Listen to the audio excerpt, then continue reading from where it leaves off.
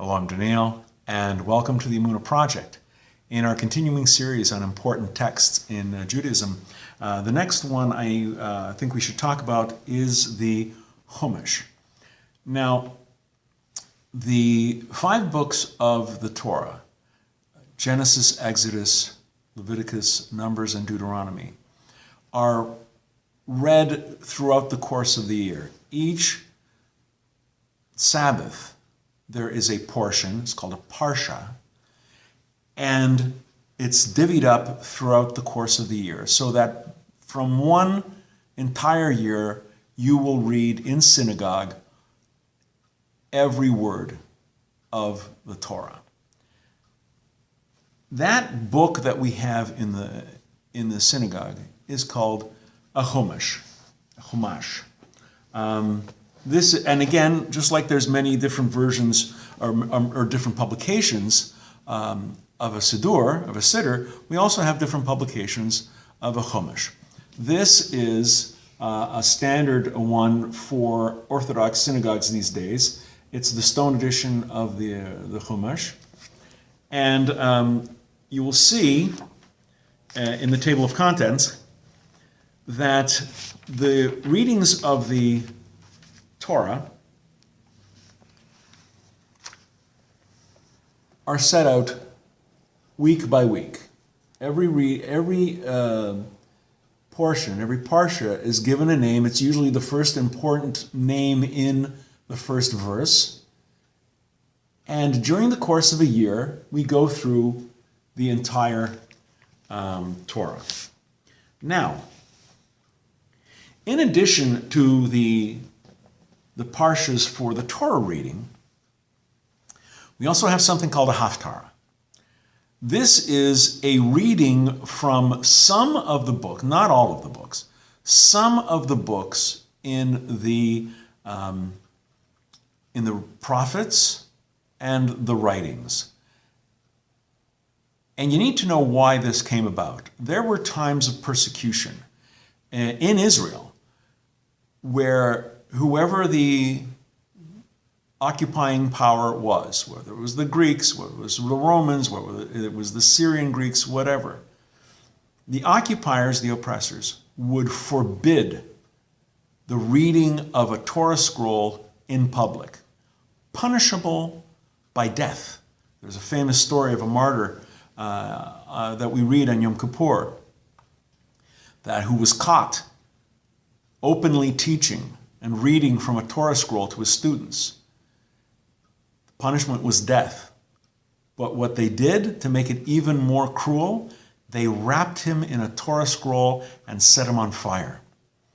And his students had to watch. It's read on every year in Yom Kippur. So what the rabbis did during those times of persecution, where they were forbidden from reading from a Torah scroll, they chose every week a section of the writings and the prophets that would correspond in some way either to what the parsha would have been for that, what the Torah reading would have been for that day, or what the holy day would have been, or what the holiday would have been. For example, if it's Parshas Noach, the stories about Noah's flood, they were forbidden from reading the Torah scroll, Parshas Noach, the section of Noah, but what they would do is they would find a reading in the prophets and the writings that would mention or have something to do with that. So the people would be listening to a verse from whatever, and they would be reminded of the Torah reading. That went on for many, many, many years. Similarly, if it had something to do with Rosh Hashanah. Let's say it's the second day of Rosh Hashanah, can't read from the Torah scroll.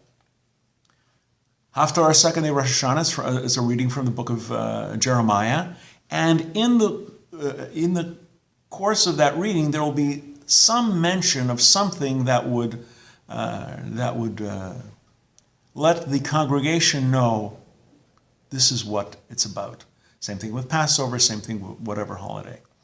When the persecutions stopped and we were allowed to read the Torah in public, that minhag, that minig, that custom of reading the Haftarah, along with it, they kept that. That they didn't just dispense with that. So to this day, couple of thousand years later, even though we don't, quote unquote, need the Haftarah for its original purpose, we still have it. First book, Breshis, we have Haftarah Breshis. We have the parsha Chayesara, Haftarah Chayesara. Parsha Shoftim, Haftarah Shoftim. It's usually a big book because there's a lot of readings, Torah readings, and there's a lot of Haftarah readings. So what we have here, that was the Stone edition. This is if you're in a town or if you're in a city that has a Chabad congregation, this is probably the Chumash that you will see there. This is the Lubavitcher Chumash with commentaries by the Lubavitcher Rebbe, Alav Shalom. So that's the Chumash.